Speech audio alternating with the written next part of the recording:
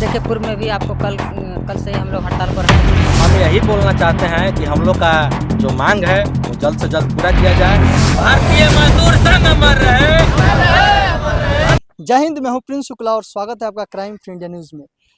डाल्टनगंज में यानी पूरे झारखंड में देख सकते हैं, झारखंड प्रदेश एम्बुलेंस कर्मचारी संघ के द्वारा धरने पे बैठा गया है। हालांकि जो सरकार और वादे करती है कि हम जितने भी 108 एम्बुलेंस होगा, हालांकि मानते होंगे कि आप गवर्नमेंट एम्बुलेंस से 108 की 108 पे कॉल कीजिए और तुरंत पहुंच जाएगा। जो इतने मेहनत से कॉल करने के बाद तुरंत लेकर आते हैं, क्या सरकार उनकी परेशानी को सुन रही है? क्या उनका मांग है और क्या कुछ वो सरकार से मांग करना चाह रहे हैं? क्यों धरना पे बैठे हुए हैं? देखिए ये पोस्टर आप देख रहे होंगे और ये वही एम्बुलेंस है 108 जो मरीजों को इमरजेंसी में कॉल करने के बाद चंद सेकंड में पहुंच जाती है उनके मदद के लिए।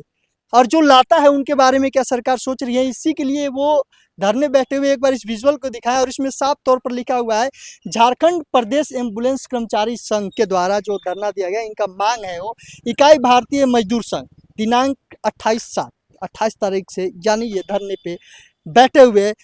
नेक्स्ट है अनिश्चितकालीन हड़ताल। इनका जो हड़ताल है, जो धरने में बैठे हुए हैं, जो मांग को लेकर, ये अनिश्चितकालीन है। जब तक इनकी मांग पूरा नहीं होती तब तक ये आगे तक बैठे रहेंगे। तमाम 9 बिंदुओं पर ये मांग किए हैं। आइए एक बार कैमरा मैन इधर घूमे और इधर दिखाएं कि ये जो बैठे हुए हैं, हालांकि पूरे झारखंड में है, तो पूरे झारखंड में जो धरने पे बैठे हुए हैं, आज जो पलामू जिला में हूँ, पलामू जिला के मेदिनीनगर में भी ये अस्पताल के सामने धरने पे बैठे हुए हैं। क्या कुछ इनका मांग है, क्यों बैठे हुए हैं, क्या सरकार इनकी सुनेगी, ये देखते हैं, इनसे बात करते हैं। देखिए आपका नाम क्या हुआ? ललन चौहरी। आप दूसरे दिन धरने पे बैठे हुए हैं, आपका आज बैठे हुए दूसरा दिन हुआ, कल भी थे। क्या कुछ सरकार से मांग है आपका और क्यों आप धरने पे बैठे हुए? देखिए पूर्व में भी आपको कल से ही हम लोग हड़ताल पर हैं। इस विषय में आपको पहले भी अवगत कराए हुए हैं। देखिए मुख्य रूप से हम लोग का मांग है नियमित वेतनमान, जो कि प्रत्येक माह 1 से 5 तारीख तक हो जाना चाहिए। हम लोग सरकार आर्थिक संस्था के जो निदेशक हैं उनसे मांग किए हुए हैं। हम लोग की दूसरी मांग है कि अस्थायीकरण यानी कि सेवा काल जो है हम लोग का 60 वर्ष सुनिश्चित किया जाना चाहिए।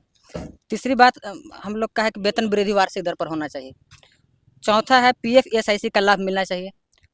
पांचवा है निलंबित कर्मचारियों को तत्काल ड्यूटी मिले। कुछ ऐसे स्टाफ्स हैं जिनको गाड़ी नहीं बन पाने की स्थिति में हैंडओवर नहीं हो सका है, जब कंपनी चेंज हुई है तो उन लोग को ड्यूटी नहीं दिया जा रहा है क्योंकि गाड़ी हैंडओवर नहीं हो सकी है। वैसे स्टाफ को किसी अन्य जगह ड्यूटी प्रदान करने के बजाय उन लोग को बैठा दिया गया है, सेवा से अभी कार्य मुक्त किया गया है। छठा मांग है हम लोग का कि बीमा सुविधा उपलब्ध हो। और सातवां मांग है हम लोग का कि आवश्यकता अनुसार गाड़ी की तत्काल मरम्मत हो। कुछ गाड़ियां हैं जो मरम्मत के अभाव में जहां तहां खड़ी है, मतलब ऑफ रोड की स्थिति में है, तो उसको तत्काल बनवाने का काम किया जाए और उसको सेवा में। कागजों में कितनी संख्या में गाड़ी चलाई जा रही है रोड पे? कागजों में यहाँ पर 28 एम्बुलेंस है जो हमारे जिला में संचालित है, लेकिन उसमें से तकरीबन 18+ मतलब चल रही है और जो भी शेष गाड़ियाँ हैं वो ऑफ रोड की स्थिति में है, मतलब खराब पड़ी है। 28 के कागजों में है 28, और सड़क पे जब देखे ग्राउंड पे उतरा हुआ है मात्र 18 गाड़ी। 18 के प्लस है, 18+ लगा हुआ है। अच्छा, और क्या कुछ आपको कहा जा रहा है उनसे? बाहर से क्या कुछ आपके पास आया है? क्या ऐसा कुछ कहना है? इस प्रकार से आपने मुझे लेटर दिया धमकी भरा, लोगों जहाँ से आपको दबाव मिला। मुख्य रूप से हम कहना चाहते हैं कि जैसे हम लोग सरकार से जो संस्था के निदेशक से जो हम लोग जायज मांगे हैं, या सरकार से भी हम लोग इस विषय में बाबत का उनके वार्ता कर रहे हैं, तो सरकार से हम लोग को कोई ठोस जवाब नहीं मिल रहा है, बल्कि संस्था के जो निदेशक हैं उनसे हम लोग को कोई इस पर ठोस पहल के बजाय, ठोस निर्णय के बजाय, मतलब इसका समाधान के बजाय हम लोग को धमकी भरा पत्र जारी किया जा रहा है कि आप अगर इस तरह से कदम अपनाएंगे तो हम आपको कार्य मुक्त कर देंगे, सेवा से बाहर कर देंगे और उसकी जगह पर दूसरे लोगों को बहाल करेंगे, या फिर आपसे चाबी मांग करके हम एसईओ को आप एसईओ को सौंप सकते हैं। इस तरह का हम लोग को धमकी भरा पत्र जारी किया जा रहा है। और आपका क्या मांग है, क्या डिमांड है? अगर इस तरह से धमकी भरा जा रहा है तो सुरक्षा के लिए कुछ मांग करना चाहते हैं आप?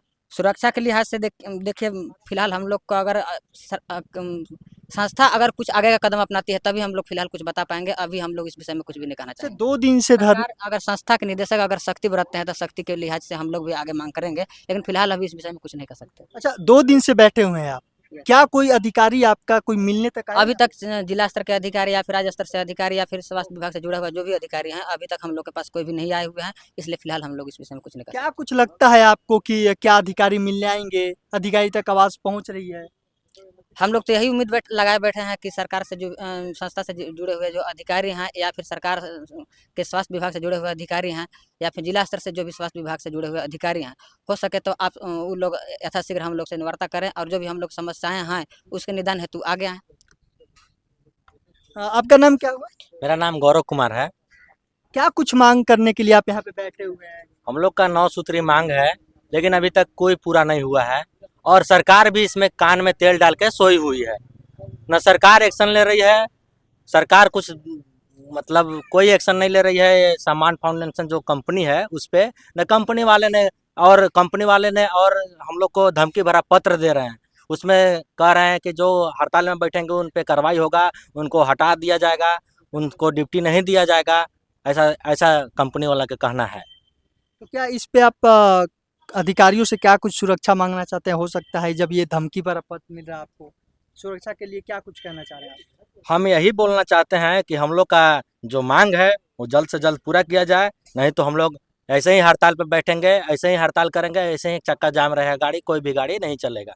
कब तक चक्का जाम कीजिए? कब तक आप ऐसे हड़ताल में बैठे रहिएगा? जब तक ले हम लोग का मांग पूरा नहीं होता है तब तक ले हम लोग ऐसे ही धरने पे बैठे रहेंगे, चाहे जो भी हो जाए। हम लोग के साथ जो भी हो जाए हम लोग करने के लिए, हम लोग सहने के लिए तैयार है। अगर हम लोग को सरकार चाहती है कि ऐसे ही बैठे बैठे मर जाए तो हम लोग मरने का भी रेडी है। तो आपने देखा कि किस प्रकार से इन्होंने धरना पे बैठा हुआ है। हालांकि आप सोच सकते हैं इनके दर्द को कोई अधिकारी, कोई प्रशासन या इनके कंपनी के लोग जितने अधिकारी हैं, कोई भी दर्द को समझने के लिए नहीं तैयार हैं। आप सोच सकते हैं जिसका जान बचाते हैं, पेशेंट का अगर कुछ हो 1 सेकंड में एम्बुलेंस लेकर पहुंच जाते हैं, एक कॉल पे एम्बुलेंस लेकर पहुंच जाते हैं, दूसरे के अपने जान को जोखिम में डालकर दूसरे को जान को बचाते हैं ये। और इनके जान पे अगर बात आती है, जो कि 24 यानी 24 घंटा ड्यूटी करते हैं, दूसरे के जान को बचाते हैं, इनके इनके जान को सुरक्षा के लिए, इनके घर परिवार के जान को सुरक्षा के लिए अगर इनको कुछ अनहोनी हो जाता है, इनको अगर ऐसा होता है तो इनका सुरक्षा की जिम्मेदारी कौन लेगा? क्या अधिकारी आगे आएंगे? क्या कुछ इनके साथ घटा? क्या इनके साथ वो घटना घटी थी? ये दर्द को अपने बताएंगे और इनसे हम बातचीत करेंगे कि क्या क्या इनके साथ हुआ था। क्या आपके साथ घटना घटी थी ऐसा, जो कि आप 24 घंटा दूसरों को जान के बचाने के लिए आप लगे रहते हैं? जी, आपकी कोई टाइम टेबल नहीं, कोई टाइम टेबल नहीं। समय पे पहुंचना रहता है। लेकिन आपके साथ अगर कोई घटना घट जाती है तो क्या सरकार, क्या प्रशासन या आपकी कंपनी का अधिकारी कोई बढ़ चढ़कर आगे आते हैं? कोई नहीं आते हैं इसमें। और हम लोग 24 घंटा काम करते हैं और उसका कोई हम लोग का लाइफ का इंश्योरेंस नहीं है, कोई इंश्योरेंस नहीं है। ईएसआईसी भी नहीं है। ईएसआईसी रहता तो हम लोग इलाज कराते, उस पर सरकारी हॉस्पिटल में वो इलाज होता है फ्री का, वो हम लोग का मिलता है। लेकिन ईएसआईसी भी नहीं है। हम लोग को गाड़ी जनवरी में 28 तारीख को रात के 12 बजे एक्सीडेंट हो गया था कुड़ू में। और उस टाइम मतलब समझिए कि उस टाइम अपना पैसा से हम लोग इलाज कराएं। ना मेरा कोई नहीं देखने वाला है, ना सीओ देखता है, ना कुछ जिला का भी अधिकारी कोई नहीं देखता है। हम लोग का कोई इंश्योरेंस नहीं है, ना ईएसआईसी है। उससे हम लोग कैसे हम लोग इलाज कराएंगे? अपना पैसा से हम लोग का पैसा अगर नहीं है तो खेत बाड़ी बेच के भी हम लोग इलाज कराएंगे, अपना जान बचाना ना है। क्या लगता है आपको कि अधिकारी यहाँ आपको सुनने के लिए या फिर आपके हाल को जानने के लिए आपके ही कंपनी के कोई भी अधिकारी क्या आपसे मिलने की कोशिश की है वो घटना घटने के बाद? कोई अभी तक नहीं मिले हैं, कोई अभी तक नहीं मिले। और ऊपर से हम मेरा बात नहीं सुनते हैं, वो लोग खुद सुनाते हैं, 10 को बात सुनाते हैं, कैसे हो गया, क्यों हो गया, क्या कर रहे हो, नहीं कर रहे हो। ऐसे करते हैं कि मतलब लगता है गाड़ी चलने लायक नहीं रहती है, जबरदस्ती गाड़ी चलवाते हैं। गाड़ी में मोबिल भी नहीं रहता है, कहते हैं कि जैसे भी जाना है वैसे तुम जाओ, लेकिन गाड़ी जाना चाहिए, चलना चाहिए। बताइए, ऐसे डरवा धमका के हम लोग को जबरदस्ती गाड़ी चलवाते हैं। आप अपने आवाज़ को उनके पास मतलब अपने मांग को रखने की कोशिश की कि ईंधन नहीं है तो हम आखिर जाएँ तो जाएँ कैसे? हम लोग सारा चीज बताते हैं, लेकिन वो बोलते हैं जैसे भी तुमको जाना है, जाना पड़ेगा, नहीं जाओगे तुम्हारा ड्यूटी ऑफ हो जाएगा, तुम्हारी जगह दूसरा ड्यूटी करेगा, ऐसे धमकी देते हैं।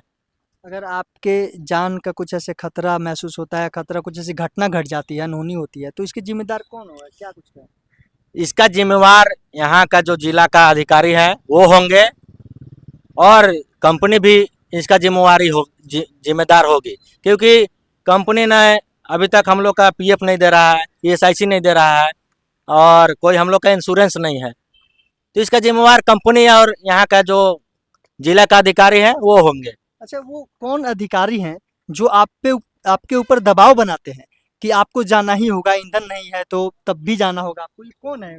यहाँ के एससीओ हैं, वो हम लोग का दबाव क्या बनाते नाम हैं। है उनका? उनका नाम अजय सिंह है, और उनका भाई भी अलग से दबाव बनाते हैं।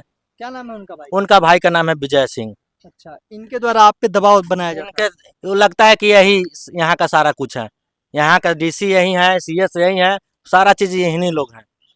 क्या कुछ कहना चाहते हैं उनसे? उनसे यही चीज कहना चाहते हैं कि अब हम लोग पर जुल्म ढालना बंद कर दीजिए, हम लोग को अच्छे से काम करने दीजिए, हम लोग का काम का पूरा दाम दीजिए, और आप लोग दिलवाने की कोशिश कीजिए, न या नहीं दिलवा सकते हैं तो कृपया हम लोग को परेशान मत कीजिए। और सुरक्षा को लेकर क्या मांग करना चाहते हैं? इंश्योरेंस की बात हो जाए, फैमिली सुरक्षा की बात हो जाए। हाँ, तो इसमें हम यही मांग करना चाहते हैं कि हम लोग का ईएसआईसी जल्द से जल्द प्रोवाइड हो, कि हम लोग को पीएफ भी प्रोवाइड हो, और जो हम लोग का अभी बैठाया गया है तत्काल हम लोग का ड्यूटी दिया जाए, यही हम लोग का मांग है। और भी लोग हैं जिसके समस्या है, उनसे हम जानते हैं। आपका नाम क्या हुआ? अभिषेक कुमार। अच्छा, सैलरी आप लोग को समय पे आ जाती है? सैलरी कहाँ आती है? अभी फरवरी मंथ का मेरा सैलरी नहीं आया है। पूरा फरवरी मंथ का किए हैं, और ऑफिस में जाते हैं तो बोलते हैं कि अभी तक क्या करो। तो हम तो एसीओ को बतलाते हैं। हम लोग को बतलाना काम है पहले एसीओ का। तो एसीओ को बतलाते हैं, एसीओ बोलते हैं कि हम ऑफिस में भेज दिए हैं सब कागज़, और वहाँ सदर वहाँ बोलते हैं कि एसीओ नहीं बतलाए हैं। तो हम लोग फिर एसीओ हम गए ऑफिस, तो वहाँ देखे तो एसीओ बतलाए हुए थे। वहाँ सब झोल झाल खाली ऑफिस में बैठ के जो एचआर है और जो पेमेंट डालने वाला है वो सब झोल झाल करता है ऑफिस में बैठकर। अच्छा, आपका सैलरी कितना है आपको मालूम है? मेरा सैलरी ऐसे तो ऑफिस में हम गए थे पेमेंट के लेकर, तो वहाँ बोले कि 26 दिन ड्यूटी करना है, और 26 दिन का 14,418 रुपया बोला जाता है। और कितना आया आपके पास अभी सैलरी? सैलरी हम मई थी, फरवरी का तो अभी नहीं किया है। मई मंथ का जो सैलरी थी 37 दिन डबल ड्यूटी किए हैं, उसमें एसीओ सर बना के भेजे हैं 37 दिन का ड्यूटी, और ऑफिस में हमको 15 दिन का पेमेंट दिया गया है। देखिए, हालांकि आप सोच सकते हैं कि जो मजदूर होता है, डेली वर्कर होते हैं, जो काम करने वाले, उनका भी इनसे ज़्यादा मजदूरी होता है। हालांकि जो राजमिस्त्री होते हैं उनके 800 साढ़े 800 के लगभग होता है, और जो लेबर होते हैं उनका भी एक दिन का 500 600 होता है, लेकिन इनका सैलरी उस हिसाब से 211 250 समथिंग ऐसे बन रहा है लगभग। हालांकि इनका कहना, इनका दर्द, क्या इनके अधिकारी सुनते हैं? क्या इतना कम खर्चे पे क्या उन अधिकारियों का खर्चा घर का चल जाता है जो इन लोगों की जो सैलरी की गिरावट किया जा रहा है, सैलरी कम दिया जा रहा है? आखिरकार सोचने वाली बात है कि जैसे उनकी फैमिली है, इनकी भी फैमिली है, हालांकि इनको क्यों और इतना प्रताड़ित किया जा रहा है, क्यों इनको इतना कम सैलरी दे रहा है? क्या कुछ मांग करना चाहते हैं आप उन अधिकारियों से, सरकार से, कि आपकी सैलरी कम आ रही है? क्या कुछ कहना चाह रहे हैं उनसे? हम उनसे यही कह रहे हैं कि हम लोग का सैलरी बढ़ा दिया जाए। हम लोग कम से कम एनआरएचएम से हम लोग का 27,000 आता है, हम लोग के यहाँ 14,418 रुपये मिलता है। हम कहते हैं सर यही एनआरएचएम से कि हम लोग का सैलरी कम से कम 22,000 कर दीजिए, और महीने महीने कर दीजिए। मेरा फरवरी मंथ का नहीं है, मई मंथ का नहीं है, और 2 महीना नहीं 4 महीना हो गया। लेकिन फेंकन मेरा 2 गो बाल बच्चा है, परिवार है, हम हैं, मम्मी पापा हैं, उन लोगों का खर्चा हम कैसे चला पाएंगे? नहीं, आप लोग जो आपका सीनियर हैं, अधिकारी हैं, उनसे मिलने की कोशिश की, उनके ऑफिस में गए? हाँ, ऑफिस में हम गए थे, वहाँ गए तो लेटर लिखवाए हमसे। अब फिर क्या बोलते हैं ना, थी प्रमोद नाम कर मतलब सैलरी डालते हैं। वो बोले कि आपका गाड़ी लंबा समय तक अपलोड होगा, उसके बाद आपका फरवरी मंथ का सैलरी आएगा। एकरा मतलब हम 6 महीना घर में बैठेंगे, और 6 महीना के बाद अगर सैलरी हमको 1 महीना का फरवरी मंथ का देते हैं, अब उसके बाद 6 महीना हमारा घर का खर्चा कैसे चलेगा?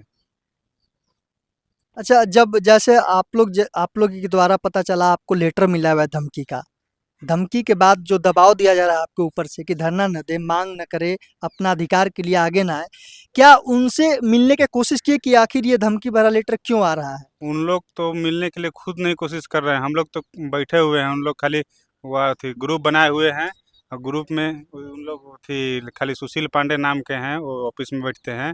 वो वही लेटर ये डाले हैं कि से चाबी ड्राइवर से छीन लिया जाएगा। हम थी वो वापस हड़ताल से अपना लोकेशन चले जाइए ड्यूटी करने के लिए, नहीं तो मेरा चाबी सरकार का हनन मत कीजिए। सरकार का हम लोग हनन कहाँ कर रहे हैं, हम लोग खुद अपना मांग के पेट के लिए मांग कर रहे हैं। हम लोग जब इतना तो मजदूर का भी सैलरी नहीं है जितना हम लोग जितना कम में खटते हैं। हम लोग का तो 210 रुपये 15 रुपये मिलता है, अच्छा, मजदूर ऑफिस गए और इनका ऑफिस जो धमकी भरा लेटर हाँ ऑफिस में बैठते हैं उनसे ऑफिस जाकर मिले? हाँ, उनसे सुशील पांडे से नहीं मिले हैं, बाकी वो प्रमोद हैं जो सैलरी डालते हैं उनसे मिले और लेटर डलवाए, लेटर भी लिख के उनको दिए हैं। अगर ये धरना देने के बाद आपके पास आप लोग के पास कोई अधिकारी नहीं पहुंचते हैं तो आप लोग क्या कीजिएगा आगे? क्या उनका ऑफिस जाइएगा या यहीं बैठ के उनका इंतजार कीजिएगा? नहीं, मेरा जो थी लीडर है, जो उन्होंने थी क्या बोलते हैं उसको, अध्यक्ष हैं, अध्यक्ष वहाँ रांची में है, हम लोग यहाँ बैठे हुए हैं, उन लोग वहाँ अपना काम कर रहे हैं ऑफिस में। उन लोग देखिए ये लोग हैं उस कदर पहुंच गए हैं जो कि अपनी मांग को लेकर डटे हुए हैं और डटे रहेंगे। इनका कहना है कि जब तक सरकार झुकेगी नहीं, जब तक सरकार इनकी मांगों को लेकर आगे नहीं आती, जब तक अधिकारी अपने कुर्सी छोड़कर इन तक नहीं आते हैं, इनकी मांग और इनकी आवाज़ को नहीं सुनते हैं, नहीं उठाते हैं, इनकी मांग पूरा नहीं करते, तब तक ये यहाँ डटे रहेंगे। अब देखना ये है कि ये धरना के बाद क्या अधिकारियों में हलचल मचता है, हड़कंप मचता है, या अधिकारी ऐसे ही सोए रहेंगे, हाथ पे हाथ धरे बैठे रहेंगे, सरकार ऐसे सोए रहेगी। तमाम ऐसे कई मुद्दा का देखने के लिए हम इनके साथ और भी बने रहेंगे। और आज 2 दिन है और 2 दिन के बाद भी ऐसे कह रहे हैं कि आगे तक भी बैठे रहेंगे। अब देखना है कि आगे आज से लेकर क्या आगे तक अधिकारी मिलने आते हैं या नहीं, इस पे हम नज़र बनाए रहेंगे। अब इनसे संपर्क में रहेंगे, इनके पास फिर आएंगे कि क्या इनके पास अधिकारी आए या नहीं आए, अधिकारी आते हैं या नहीं आते हैं। मैं इन पे हर चंद सेकंड पे इनसे इन्फॉर्मेशन लेता रहूँगा और खबरों से अपडेट देता रहूँगा। तब तक देखते रहें क्राइम फ्री इंडिया न्यूज़ और बने रहे मेरे साथ। जय हिंद, जय भारत।